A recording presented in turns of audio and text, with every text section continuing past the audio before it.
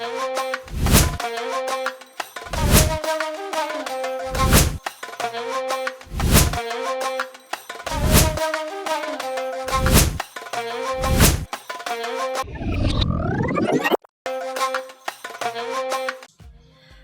वालेकुम friends, welcome back to my YouTube channel Iqra talks. आज हम बिज़नेस के जिस प्रोजेक्ट के बारे में बात करने वाले हैं वो है को ब्रांडिंग। आइए सीखते हैं रोज़मर्रा की मिसालों से कि को ब्रांडिंग क्या होती है और कैसे होती है, इसके क्या फ़ायदे हैं और क्या नुकसान। इस वीडियो में मैं आपको दूंगी कुछ ऐसी मिसालें भी जिनको देख के आप कहेंगे वाओ दिस इज़ को ब्रांडिंग और हमें पता ही नहीं था। सो आइए अपने वीडियो का आगाज़ करते हैं। तो सबसे पहले को ब्रांडिंग क्या होती है? जब दो ब्रांड्स मिलकर कोई एक न्यू प्रोडक्ट बनाएं या फिर दो ब्रांड्स मिलकर अपने अपने प्रोडक्ट्स को एक साथ बेचें, उसको कहते हैं को ब्रांडिंग। को ब्रांडिंग की दो मेन टाइप्स होती हैं। नंबर 1 इंग्रेडिएंट को ब्रांडिंग, नंबर 2 कंपोजिट को branding.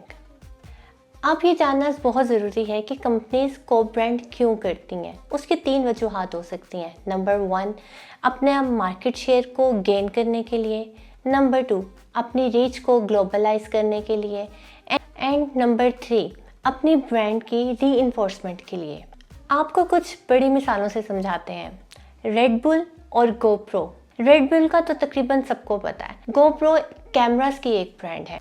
Red bull and GoPro ने अपनी एक्सट्रीम ऑडियंस को शेयर किया, यानी कि को ब्रांडिंग की, जिसमें कैसे इन्होंने एक दूसरे से फ़ायदा उठाया। रेड बुल ने स्पोर्ट्स इवेंट 100 करवाए ओवरऑल द वर्ल्ड, जिसके अंदर गोप्रो को ये रसाई दी गई कि आप सारे इवेंट्स को कवर करेंगे और सारे इवेंट्स उन्हीं के कैमरा से कवर होंगे। अगर आप जानते हैं तो रेड बुल एंड गोप्रो दोनों सेम ऑडियंस को टारगेट करते हैं, यानी कि एथलीट्स को, स्पोर्टी ऑडियंस को, जो कि ऐसी गेम्स पसंद करती हैं जिसमें रिस्क होता है। ऑफ कोर्स ऐसी गेम्स की रिकॉर्डिंग भी मुश्किल होती है, लेकिन क्योंकि गोप्रो कैमरे के ये फीचर्स हैं कि वो बहुत ज़्यादा मूवमेंट वाली और वीडियोज़ भी अच्छी क्वालिटी में कैप्चर करता है, तो इससे रेड बुल के इवेंट्स को एक न्यू स्ट्राइक मिला।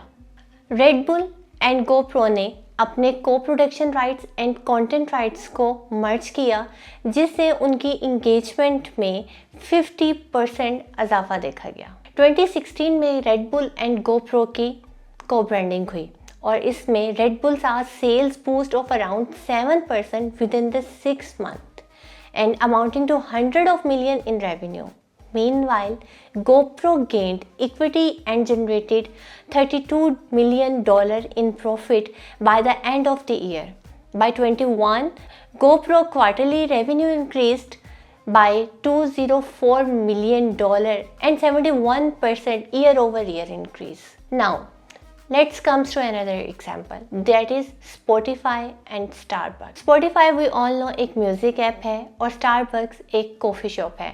So Spotify और Starbucks क्योंकि एक प्रीमियम कैटेगरी को रीच करते हैं और इसलिए उन्होंने आपस में कोलैबोरेशन की कि क्यों ना जो स्टारबक्स है वो स्पॉटिफाई की जो सब्सक्रिप्शन होती है, जो पेड वर्जन होता है, उसके ऊपर अपने क्लाइंट्स को डिस्काउंट देगा और स्पॉटिफाई की ऑडियंस स्टारबक्स के डिस्काउंटेड कॉफ़ी को एंजॉय कर सकती है और वहाँ बैठ के आप एक कॉफ़ी पी सकते हैं और एक अच्छा म्यूज़िक एंजॉय कर सकते हैं। को ब्रांडिंग की एक दूसरी बड़ी एग्जांपल जो हम पाकिस्तान में हम सब ने देखी, वो Cadbury chocolate and Oreo biscuit, जिन्होंने मिलकर एक प्रोडक्ट लॉन्च की जिसको ओरियो कैडबरी चॉकलेट कहा गया, जिसमें ओरियो के चंक्स का यूज़ किया गया। ये बेसिक एग्जांपल है इंग्रेडिएंट की, इंग्रेडिएंट को ब्रांडिंग, जिसमें कंपनीज एक दूसरे के बेस्ट इंग्रेडिएंट्स को यूज़ करते हुए एक न्यू प्रोडक्ट को लॉन्च करती है। सेम ओरियो के साथ एक और पार्टनरशिप की मैकडोनल्ड ने, मैकफ्लरी। आपको क्या लगता है कोई भी ब्रांड कोई भी रेसिपी ऐसे बना लेती है? बिल्कुल नहीं। हर चीज़ के एक राइट्स होते हैं और वो राइट्स आपको दूसरी ब्रांड से शेयर करने पड़ते हैं या फिर आपको ख़रीदने पड़ते हैं। तो मैकफ्लरी ने जब ओरियो फ्लेवर की मैकफ्लरी इंट्रोड्यूस करवाई तो उसने ओरियो के साथ कोलैबोरेट किया, को ब्रांडिंग की। इस को ब्रांडिंग से क्या हुआ? अगर हम चॉकलेट की मिसाल लें तो कैडबरी के जो कंज्यूमर्स थे उन्होंने ओरियो को टेस्ट कर लिया, और जो ओरियो के कंज्यूमर थे उन्होंने कैडबरी को टेस्ट कर लिया, and same goes with McDonald. So इससे उनकी सेल में 20% इंक्रीज़ देखा गया।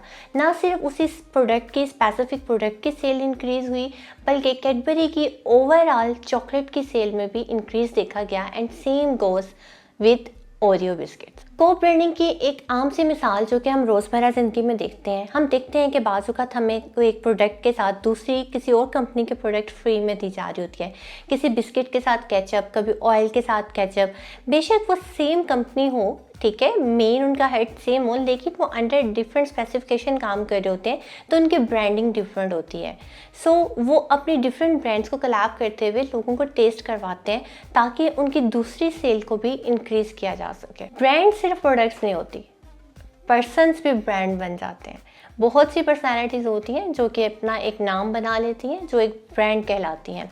ऐसे ही एक मिसाल लेडी गागा की है। लेडी गागा ने ओरियो के साथ कोलैबोरेट करते हुए को ब्रांडिंग की, और उस सिलसिले में ओरियो ने एक स्पेशल कुकी को इंट्रोड्यूस करवाया था जो कि अंदर से ग्रीन और पिंक थी, स्पेशल थी। और लेडी गागा ने इस सिलसिले में विद ओरियो और सिंग विद ओरियो के सॉन्ग्स जो है वो गाए, इंट्रोड्यूस करवाया मार्केट में, जिससे उनकी सेल को बहुत ज़्यादा इंक्रीज़ हुआ। और लेडी गागा की जो भी फाउंडेशंस थी, ओरियो का सेल्स का कुछ पार्ट जो है लेडी गागा की फाउंडेशंस को भी दिया गया, जिससे बहुत सी सोसाइटी को फ़ायदा भी हुआ। मिसाल लेंगे कि पाकिस्तान में भी कैडबरी इस time Pakistani cricketers and sports athlete को सपोर्ट करने के लिए उनके नाम की पैकेजिंग करी है। एथलीट की पिक्चर्स को एंड नेम को प्रिंट किया जा रहा है, जिससे एक ब्रांडिंग क्रिएट की जा रही है। आज मैं आपको लेके गई थी लाइव एग्जाम्पल दिखाने के लिए Punjab cash and carry and we play का साइन बोर्ड दिखाने, जहाँ पे उन्होंने अपनी मार्केटिंग कॉस्ट को कट करते हुए और एक दूसरे की ऑडियंस को शेयर करने के लिए एक बिलबोर्ड लगाया कि आप यहाँ से शॉपिंग करें और वहाँ पे गेम्स के जो है वो कूपन्स आप इंजॉय कर सकते हैं, साल बक्कू का ट्रिप आप विन कर सकते हैं। इससे दो फ़ायदे उनको हुए, एक तो उनका मार्केटिंग एक्सपेंस जो है वो शेयर हुआ, साथ ऑडियंस की जो रिलायबिलिटी है वो भी बढ़ी। अब हम बात करते हैं, क्या को ब्रांडिंग सिर्फ प्रोडक्ट बिजनेस में होती है? क्या आईटी बिजनेस इससे फ़ायदा नहीं उठा सकते? One company service into another's platform is often seen as a digital form of co-branding, especially when it enhances user experience and cross-promote services. So, Apple and IBM is the biggest example, जिन्होंने बहुत से mobile application ऐसी मिलकर बनाई जो कि businesses को फ़ायदा दे सकती हैं। आईटी की और को ब्रांडिंग की example Swiggy with Google maps है, उबर विद स्पॉटिफाई है, जोमेटो एक इंडिया की ऐप है, उसने पेटीएम यानी कि इंडिया की एक जो पेइंग फाइनेंस की ऐप है उसके साथ उन्होंने कोलैबोरेट किया हुआ है। एयरबीएनबी ने गूगल कैलेंडर के साथ को ब्रांडिंग की हुई है। सो अगेन, आप किसी भी सर्विस बिजनेस में हो या किसी भी प्रोडक्ट बिजनेस में हो, आपने ये देखना है कि आपकी नीड्स की कोई और ब्रांड मार्केट में बेहतर तरीके से वर्क कर रही है। अगर कर रही है तो लाजमी कोशिश करें कि आप उनके साथ को ब्रांडिंग करें और अच्छी सर्विसेज के साथ जो है बहुत ज़्यादा रेवेन्यू अर्न कर सकते हैं।